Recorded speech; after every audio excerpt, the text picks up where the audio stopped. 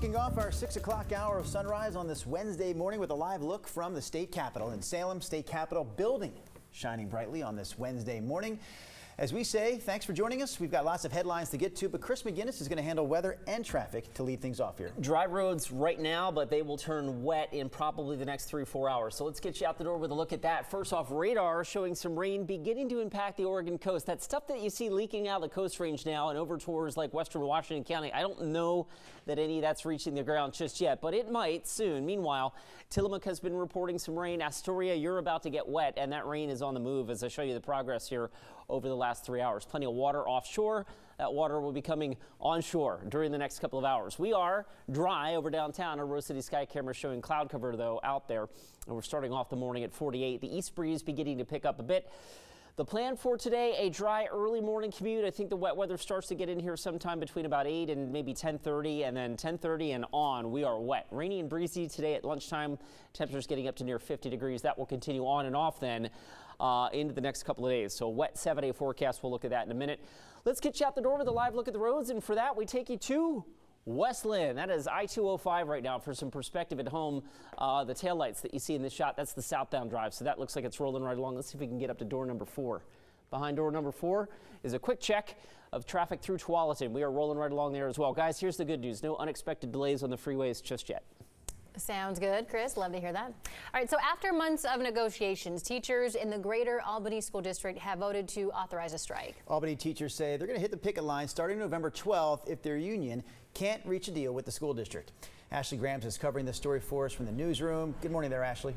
Drew, China, good morning. Teachers say negotiations have dragged on for 9 months, and for 4 months they've been working without a contract. The district says if teachers do go through with this strike on November 12th, it's likely all schools would be closed, though they say extracurricular activities and pre-planned practices and games will go on as scheduled. We talked with the president of the teachers union, who says student safety, teacher workload, and higher wages are the biggest sticking points.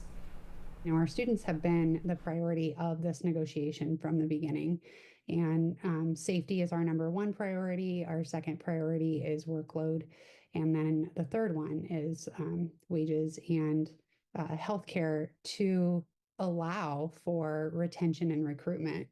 Like I said, we have teachers that can't afford to stay in this district. District administrators say they've made progress in mediation sessions and are disappointed teachers voted to strike. Superintendent Andy Gardner adding the district is committed to working with the union to avoid a strike. Though if teachers do decide to picket on November 12th, this would be the first strike for teachers in Albany since 1987. China.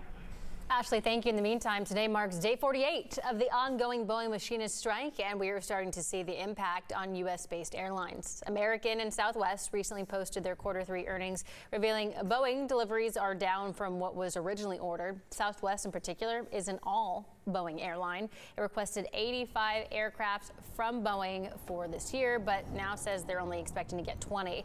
The delays stem from both the strike and ongoing changes Boeing is making around safety and oversight. Machinists say that they are prepared to stay on the strike line until Boeing gives them a better deal. I think if they bring up our sign-in bonus to 10 grand, raise our AMP, and raise our VIP for the young kids, I think that it'll pass. But they're not doing that. Boeing and the union both say there are no scheduled talks planned at this point.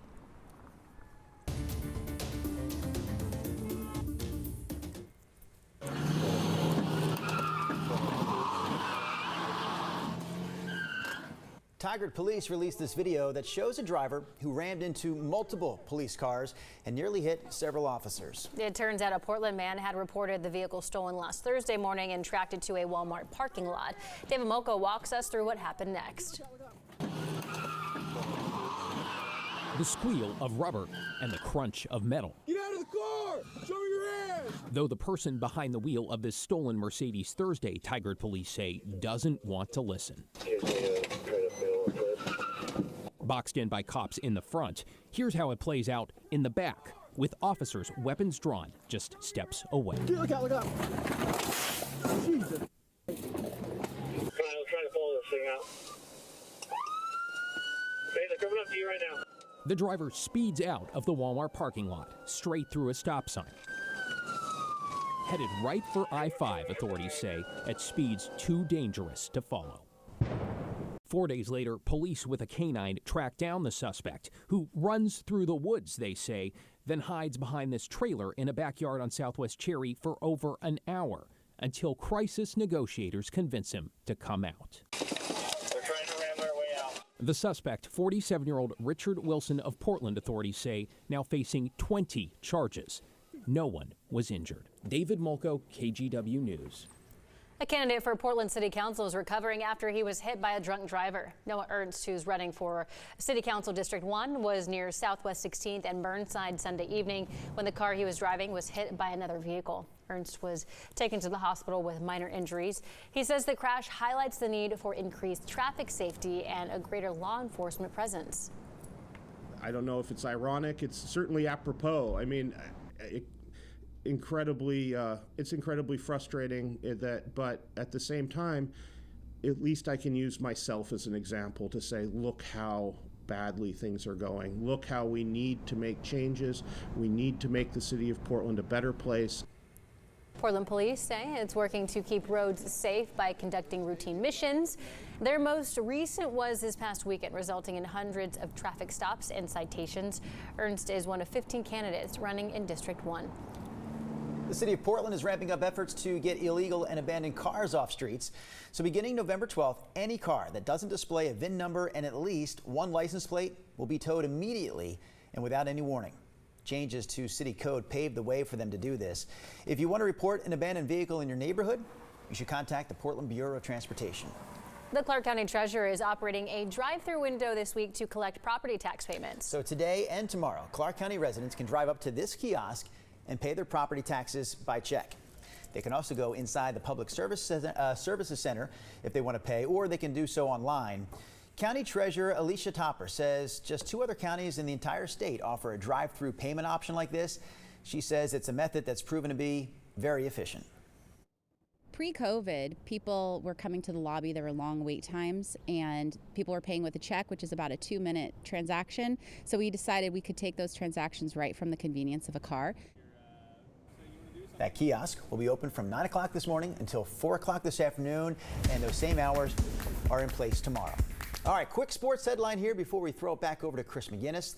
The Pro Women's Hockey League is looking to add a couple of new franchises to its mix. The most likely landing spots at this point are Detroit, Pittsburgh, Chicago, and Philadelphia. But the league also says it's considering Southern California and Seattle. So it is possible that we could see a professional women's hockey team in the Pacific Northwest. Well, that would be fun. All right, your time now is 6:08 on your Wednesday. Chris McGinnis, you have a wet forecast for us. I do. I was going to say that China actually has already had her audition. Remember on the ice skates out there, you're ready to go. Did I? When we did our winter coverage last remember February, that back you in were sent February? outside, you were slipping all over the sidewalk. Oh, Mario Karting? Yes. Yeah. You're halfway there. All right, let's get you out the door right now. We've got some rain in the forecast. Yes, as China and Drew mentioned, we are dry right now, but rain is moving in.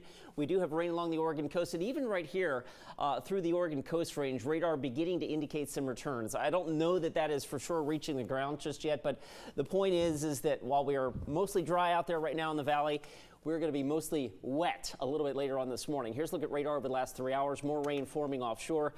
Right now, the Rose City Sky Camera showing a slate gray sky over downtown. The east breeze is beginning to pick up a little bit at 10 miles an hour. Right now, 48 degrees at PDX. It's 42 in Hillsborough and Beaverton. Down to the south, Salem right now, checking in with 45. All right, Wednesday's rain. The when, the impact, the need. Okay, when probably sometime after 8 o'clock and more probably a little closer to 10. I'll show you a futurecast in a second. That's when I really think the rain picks up here in the metro area. The impact, upwards of a ½ inch of rain for parts of the Willamette Valley, more to the south, less to the north, but we're all going to get wet. Obviously, the need on the roads then to slow down. So let's track it for you with Futurecast. The leading edge of, let's call it the steady rain, coming on shore here sometime between 7 and 8 o'clock, right? Let me roll the clock towards the 9 o'clock hour. We're starting to see that roll into the Willamette Valley, and by 10 or 11, we're wet. So wet through the lunch hour, wet into the late afternoon, and then we start to see a break. That break is basically meaning the cold front has moved through, and then the air turns more showery after that steady rain moves out. And when we put that all together here, we're looking at upwards of maybe 3-4 tenths of an inch of rain here in Portland. A little less to the north, a little more to the south, but you get the idea. Western Oregon's going to get wet today, and we're going to turn snowy up in the Cascades. Not necessarily today, but late this afternoon and tonight. Winter weather advisories in effect above 4,000 feet. Pass level temperatures will stay above freezing today, but then they dip tonight. So Cascade Pass travel will turn wintry. For the rest of us, it's wet. 52 today, 51 with frequent showers on Thursday. Trick-or-treating, there's really no way around it. You're going to need the rain gear at some point. There will be some dry time. There will be a lot of wet time, and we're going to just alternate between. So frequent showers Thursday and Friday, maybe a dry day Saturday, and then another slight chance of rain on Sunday.